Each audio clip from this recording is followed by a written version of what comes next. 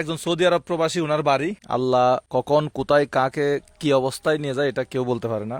ঘরে যারা আছে আর কি, তারা এখান থেকে চলে গেছে, অন্য জায়গায় চলে গেছে, অন্য জায়গায় কোথায় আত্মীয় স্বজনের বাড়িতে গেছে না। তারা দেখেন ঘরে তালা মারা, এই যে ঘরে তালা মারা, এটা হচ্ছে রান্নাঘর। রান্নাঘরের চুলা কোথায়, চুলার অস্তিত্ব, এই যে দেখেন রান্না করার যে বুশি, এগুলো বুশি বলে না। পানি কি এখান পর্যন্ত ছিল? এতটুকু ছিল না, আস্তে আস্তে কমছে। আজকে গত 2 দিন তো বৃষ্টি হয় নাই, বৃষ্টি না হওয়ার ফলে আস্তে আস্তে একটু কমছে।